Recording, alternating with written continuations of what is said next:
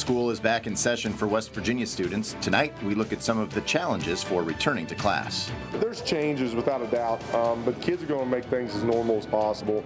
Some students are back in class in person, having to adjust to new guidelines to protect against COVID-19, while some parents gather outside the state capitol to protest online learning, saying their kids belong in the classroom. Our kids need to be in school, period, end of story, 5 days a week. Eyewitness News starts right now. And we do begin tonight with live team coverage of the first day back to school in West Virginia. Danielle Dindak is in Jackson County covering in-person classes that were happening there. Megan Beshara at the state capitol, where parents protested online classrooms earlier today. But first, we're going to go to Eyewitness News reporter Kenny Bass with response from the West Virginia State School Superintendent on the first day back. He joins us live tonight with the Capitol, from the Capitol, with the very latest. Kenny? West Virginia State Superintendent of Schools says he is pleased with how things went during the first day of the new fall semester. Clayton Bird says 46 of West Virginia's 55 counties were able to hold in-class sessions, while the rest were forced to deliver online instruction because of the high numbers of infection in those counties. West Virginia's RT rate, the level at which COVID-19 is spreading, remains the highest in the nation. It's at 1.28. Now, despite the difficulties in the counties which are colored orange or red, Birch focused on the positives in the areas where teachers and students are meeting face-to-face.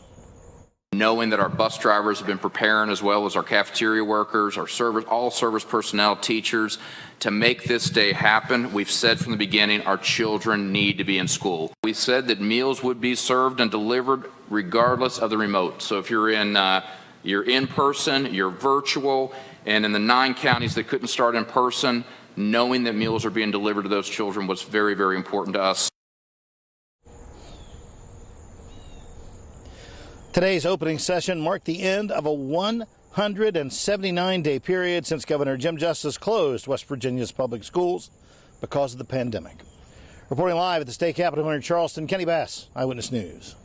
It's certainly a school year filled with uncharted territory, with different counties implementing different policies and, in some cases, entirely different ways of learning. Eyewitness News reporter Danielle Dindak continuing our team coverage in Jackson County right now, after speaking with school officials there about how their first day went. Danielle? Rick, a lot of work went into making today possible, and all the teachers I talked to said that work paid off because today was a good day. And here in Jackson County, the capacity of bringing back students today was 25%. That means they're going to have 4 first day of schools this week. In fact, one Ripley High School teacher said one of his classes only had 1 student in it. Superintendent has said this week is all about getting students back and used to those guidelines. And starting next week, as long as the county is still in yellow on that state map, the schools will go up to 50% capacity. History teacher and football coach Steve Sayer says in his more than 40 years of teaching, he never experienced a first day quite like this. We have 4 first days of school this week, and that's really interesting because you've got to make sure that you have the script down so that you go over the exact same things with every group. So that's going to be fun also.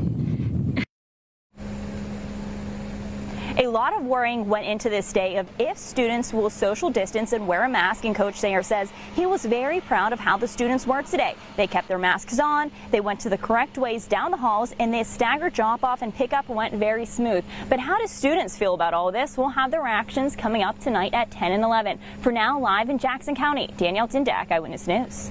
All right, thank you, Danielle. Many people who chose in-person learning for their children are not happy about having to start remotely today based on that color-coded map, sparking a small protest outside of the state capitol earlier today. Eyewitness News reporter Megan Beshara has been following this part of the story for us today and has more from the protesters tonight. Megan?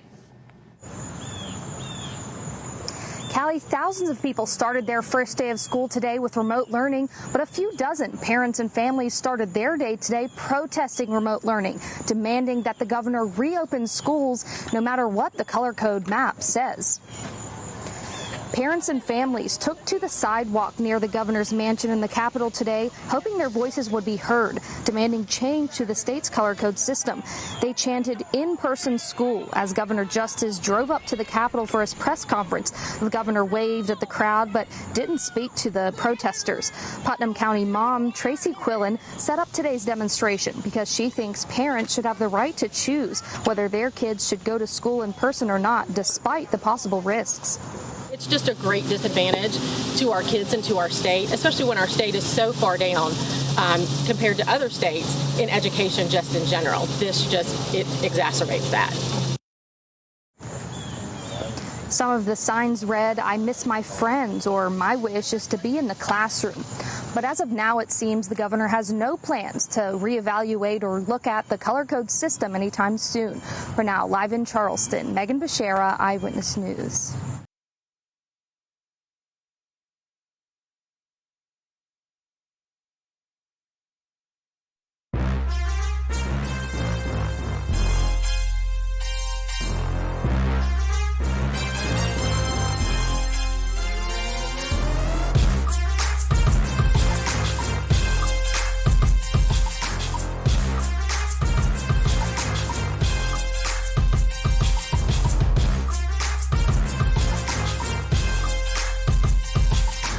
Greetings and welcome to the Week 1 edition of Friday Night Football Extra, sponsored by the Thornhill Auto Group. Great to have you with us. Well, last week Kentucky and Ohio got the high school football season going, and now West Virginia is out of the gates running. And joined tonight by CJ Harvey, Kenny Bass, I'm Mark Martin. Delighted to have you with us. And guys, greetings and great to see all of you. Kenny, what is it now? How many years? I was adding it up, but I'm not smart enough. I started in 78. Yeah. Okay. But Kenny, hey, we have 43, 44. It's not bad. We'll figure it out. Tweet me. Yeah. Facebook me how long it is. Do the math for us. I've got a phone. I'll check my calculator. I do know that we're in the first quarter, though. That's a big deal. This is weird. I don't like this, Mark. I don't feel worthy being in the first quarter here. Well, we'll let CJ begin. CJ, you're the youngest. That's the way it should be. Yeah, all right. We'll start this one. This was the Parmar Friday Night Rivals game of the week. Chapmanville taking on Sissonville. Mark, this was a fun one. This was a good one. Joe Sawyer Field. Chapmanville on the board first here. Cole Farmer, a 1-yard touchdown run up the gut. So the Tigers are on the board at 7-zip. Sissonville's Dylan Lucas here going to score from 1 yard out on 4th down to even this one at 7-all. And then Cole Farmer just going to score again here. Tigers take a 14-7 lead. And then this is probably the play of the game, right? Brody Thompson scrambles from 20 yards out on this wild play. Mark, what are you thinking here? Like, just keep going and just see what happens? I'm thinking, where's the contain? Yeah, where's the outside? Yeah, come on. I'm thinking sandlot football, man. That's the way it is when you're playing in the backyard. I love it. Evens things at 14. Sissonville would add on a field goal, and then how about this? Thompson finds Jacob Watchman on 4th, and what is that, 12? 4th and long? So they scored the touchdown, the go-ahead touchdown. Chapmanville would tack on a touchdown there. They would miss the extra point. Sissonville gets it done 24-20. Chad Lovejoy's.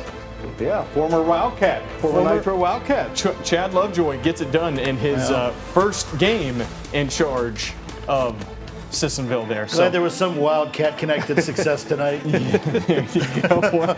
We keep on going. We head down to Hamlin, Lincoln County. Battle of the Big Cats. Princeton Tigers visiting the Lincoln County Panthers. Pick up in the first, no score. Panthers on the ball, and Nolan Shimp. Nice rush up the middle. A couple of tough yards there. And then the very next play, well, Shimp, he puts the ball on the deck, and the Tigers are all over it. So we're heading the other way, Princeton ball.